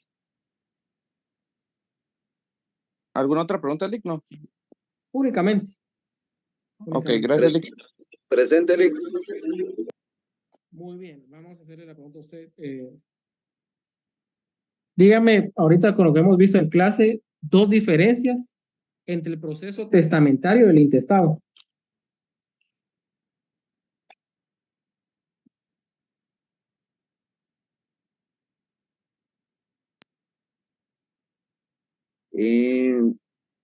La esencial, diría yo, que es la esencia de un testamento como tal. Sí. La segunda, no, la segunda sí no podría. La segunda podría ser que como paso previo al proceso hay que inscribir el testamento. Esa puede ser una segunda. Una tercera puede ser que en la Junta de Herederos se lee el testamento. Entonces, pero sí, está bien, muy bien la respuesta. Gracias, Lick. Pero lo importante es que participen. Eso es lo que... Porque si no responden completamente o tienen alguna duda, aquí mismo se resuelven. Eso es lo importante. Pero lo malo es que les pregunto y no contestan a veces, no encienden el micrófono. Entonces, tal vez les da miedo contestar, pero ese miedo al final que los afecta a ustedes porque se quedan con la duda. La compañera Martina de Jesús Mejía Solares. Dígame, licenciado. Ahorita le voy a preguntar.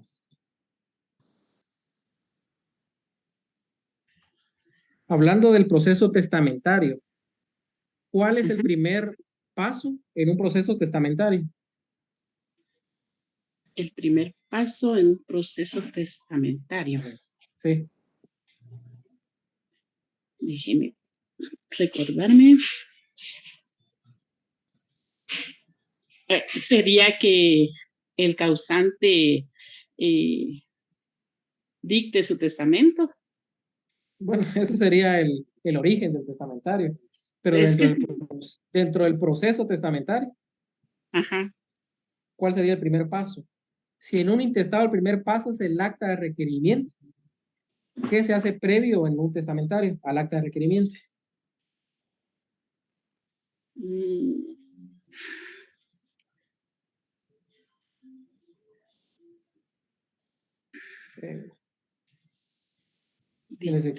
Dictar el testamento, no. Se tendría que inscribir en el registro general de la propiedad el testamento. Ese es el primer paso del testamentario. Yo estaba en el intestado extrajudicial, así bien metida, contestando las preguntas de mis compañeros, que le hacían mis compañeros también, pero aquí sí me agarró, aunque no tan mal, ¿verdad? Porque de todos modos tiene que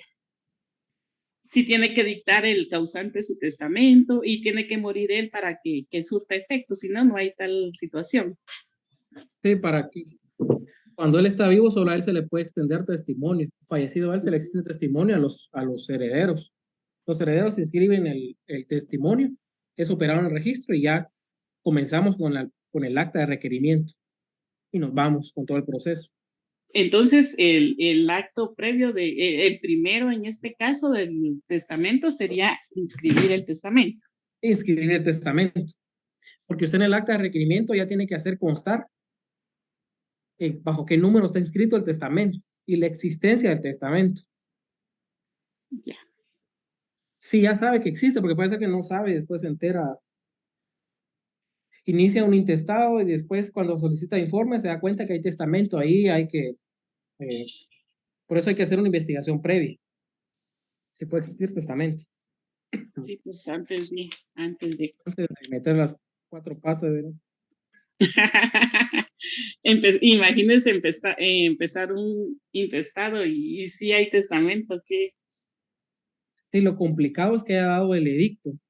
Haya fijado la Junta de Herederos y el edicto va a hacer constar que el proceso es un intestado. Entonces, habría que publicarse otra vez los edictos, ampliarse el acta de requerimiento, enmendarse el proceso. Se resuelve porque todo eso tiene solución, pero le complica más el proceso. Sí, porque sería básicamente otro proceso adicional al que ya estaba iniciado. Se enmendaría ese proceso, se enmendaría el aviso al proceso sucesorios, se tiene que enmendar el edicto, enmendar el acta de requerimiento. Claro. Sería más gasto y más tiempo. Sí, sí.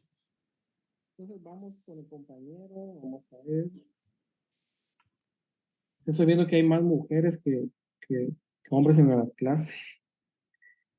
María Fernanda Obando Pernillo, carnet 2016.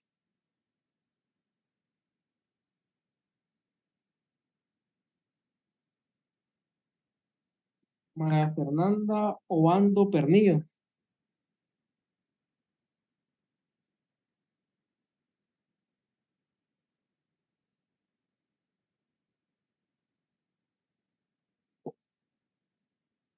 No está presente. Lick, dice María Fernanda que no le funciona su micrófono. No le funciona. ¿Cuál es su nombre de la persona que me habló ahorita? Chris Lately. Muy bien, entonces le voy a preguntar a usted. Dígame, ¿a quién dentro del proceso sucesorio se le da audiencia obligatoriamente? A la Procuraduría General de la Nación. ¿Y para qué se le da audiencia? Ahorita. ¿Para? Ay, no sé, se me olvidó. Para que emita opinión favorable o desfavorable sobre el proceso sucesorio, en pocas palabras. Vamos a ver.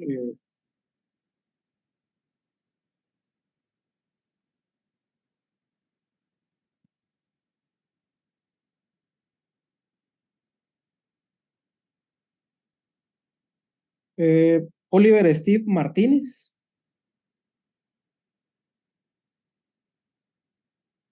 (2003) 12-179. Está en la clase.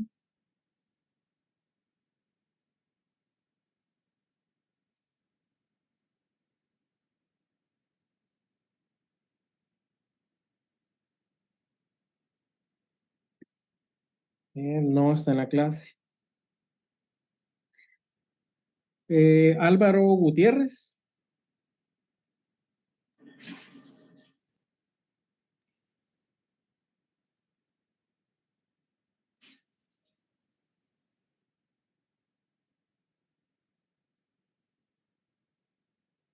El compañero Álvaro Gutiérrez está presente. No tiene audio. Vamos a ver.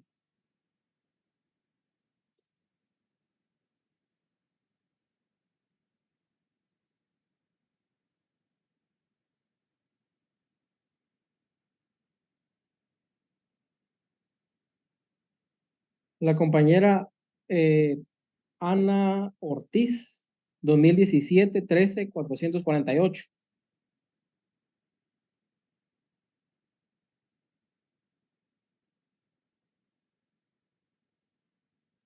Está presente la compañera Ana Ortiz, carnet 2017 13-448. No, parece que no. La compañera Diana Raquel Noriega Escalante, carnet 2018.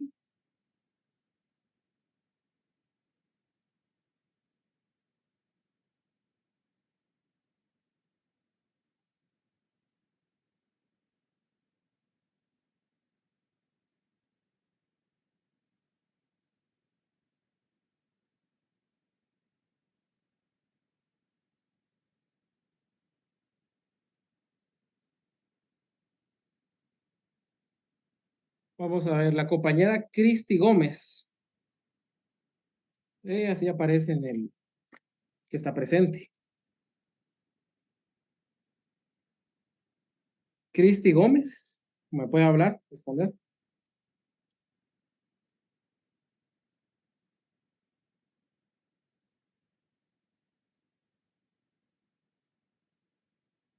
Douglas Maldonado Obregón.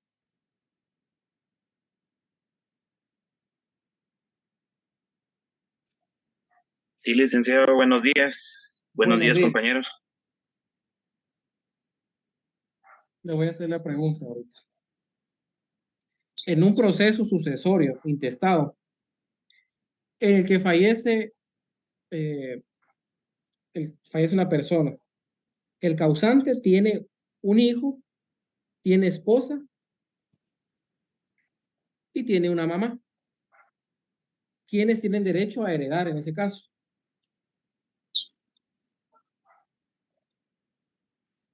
Según, ahorita voy, licenciado, según mis notas, la esposa y el hijo. La esposa y el hijo. Y en el caso de que no existiera el hijo, La esposa. solo la esposa.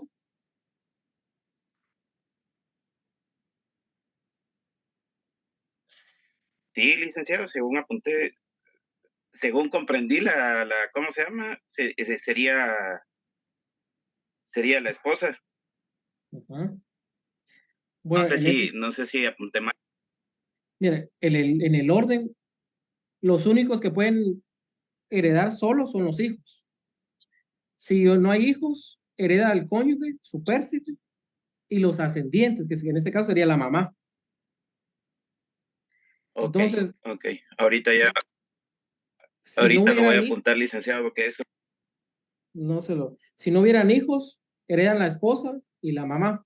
Ahora, si no hubiera esposa, solo hijos y la mamá del causante, ahí sí, solo heredan los hijos. Ellos sí tienen, ellos sí excluyen a los demás. La persona que iba a hablar, diga. Perdone, licenciado. Entonces, si hay hijos, solo los hijos heredan, no la mamá y los hijos. Si hay hijos y cónyuge, sí heredan los dos. Ajá, entiendo. El primer orden son hijos y cónyuges. Ese es el primer orden. Si no hay hijos, cónyuges y mamá. Y ascendientes, dice la ley, que puede ser mamá o papá. Ok, gracias, licenciado. Pero si solo hay hijos, el señor o señora nunca se casó, pero sí tiene mamá y papá, los que heredan son los hijos. Los hijos sí pueden heredar solos. Ellos se acuden solos a heredar. Gracias, licenciado.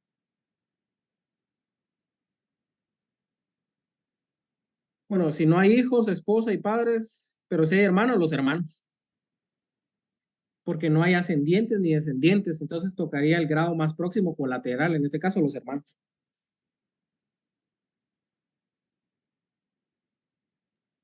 Perdón, y si no hubieran hermanos serían los sobrinos, ¿no?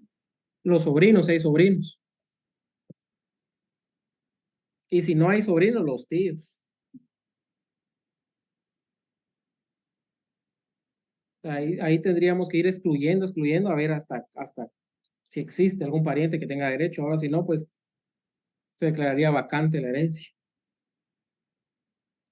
Fíjese que yo conozco un caso que, bueno, que me está contando mi amigo, que hay una persona igual que falleció e intentaron hacer el proceso sucesorio intestado, pero son hermanos, pero no tienen los mismos apellidos.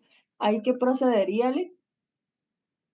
Son hermanos, pero no tienen los mismos apellidos. No tienen los mismos apellidos.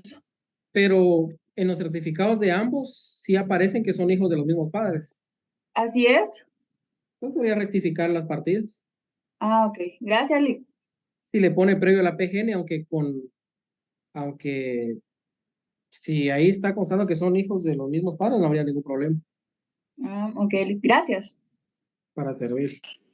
Rick, perdone, ¿y ahí no procedería que uno quisiera pedir prueba de ADN o solo con estar reconocido, aunque no sea biológico, procedería? Solo con estar reconocida porque los instrumentos otorgados por funcionario público tienen esa fe pública. No solo los notarios tienen fe pública, entonces se presume veraz que en el certificado de nacimiento aparezcan los mismos padres. Ah, ok. Entonces, no solo el notario da fe pública, también los registradores. Licenciado, tengo una pregunta respecto a eso.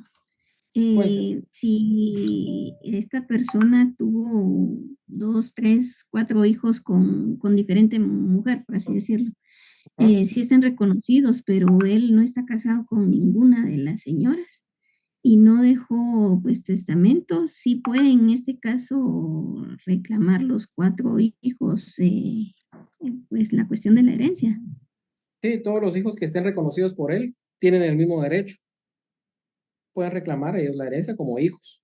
Y ellos sí heredarían solos. Solo los hijos. Como no tuvo ninguna esposa, solo los hijos tendrían derecho a reclamar la herencia. Lick, perdone, pero ya uno que ya está el caso, no se podría decir una unión de hecho y que hay testigos, ahí no se podría legalizar una unión de hecho. Si hay hijos, sí. Pero es que la unión de hecho, lo complicado a veces es que quieren hacer uniones de hecho de parejas que nunca tuvieron hijos. Y ahí sí no procede. Pero si tuvieron hijos, se inicia el proceso sucesorio por los hijos, porque ellos tendrían que iniciarlo.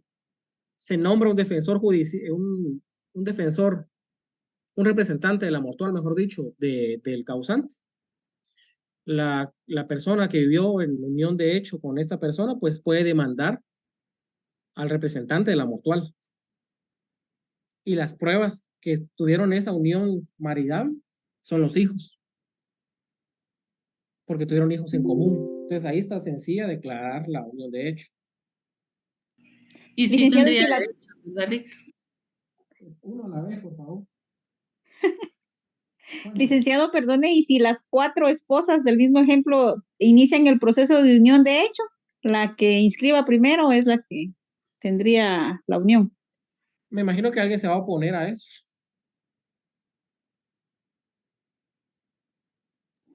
Pero sí, la que inscriba primero, porque en la unión de hecho se inscribe en el registro nacional de las personas. Entonces, cuando los demás quieran hacer esa unión de hecho, se van a dar cuenta que ya está declarada. Me imagino que van a impugnar esa unión de hecho, porque se puede impugnar posteriormente. Mami. Licenciado, disculpe, en este caso no sería que es la persona que vivió con esta persona por primera vez, o sea, la que tiene más tiempo o más antigüedad, o vivió más años con la persona que falleció. Mira, pero es que ahí ya estamos viendo aspectos del proceso como tal de unión de hecho, cosa que en este momento o sea, son temas que tendríamos que ver el proceso como tal para resolver la duda.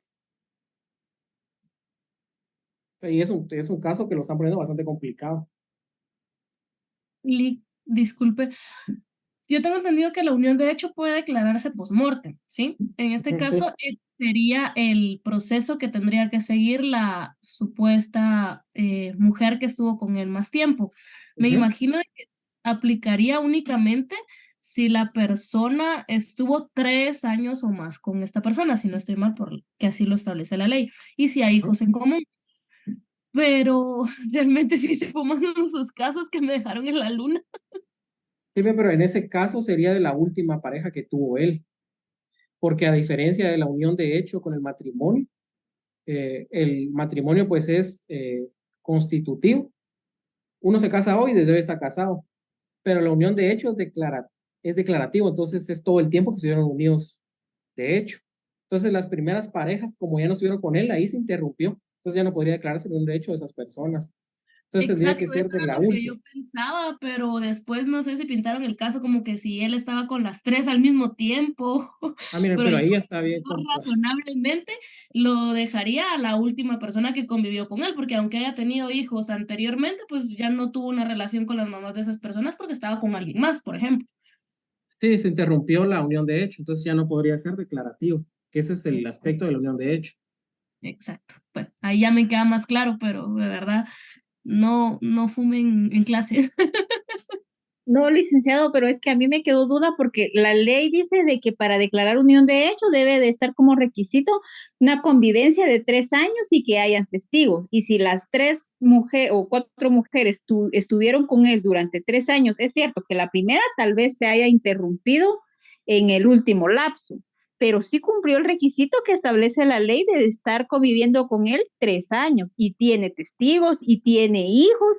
Entonces, yo pensaría que se haría lo que dice la ley, primero en tiempo, primero en derecho, no importando así que se haya interrumpido el último lapso. Por ejemplo, no tan complicado el caso que esté el señor haya vivido en el último minuto con las 4 al mismo tiempo, sino que vivió 4 años con una, vivió otros 4 años con la otra, vivió 3 años.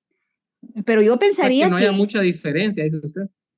Ajá, pero entonces ahí está mi duda, o sea, ¿a quién le corresponde la unión de hecho si las 4 ingresan? La unión de hecho, pensaría yo que se haría lo que dice la ley, primero en tiempo, primero en derecho. La que inscribió primero, a esa le queda, porque todas vivieron más de 3 años, todas tienen hijos con él y todas tienen testigo. La que inscribió primero, la que inició el trámite más rápido, pensaría yo, pero no sé. Aunque ese principio que me estaba hablando de primero en tiempo, primero en derecho, es un principio registral.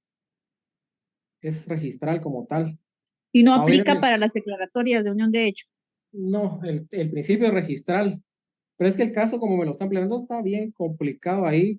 Y mi consejo es, pregúntenselo a su profesor de procesal civil. Creo que en el mismo horario que esta clase va el licenciado, se me va el nombre, es el licenciado que da procesal civil, pero es un licenciado que es juez de instancias de familia, o un montón de experiencia en temas civiles, porque el caso sí, como lo están planteando, está algo complicado. Sí, el licenciado Pecado.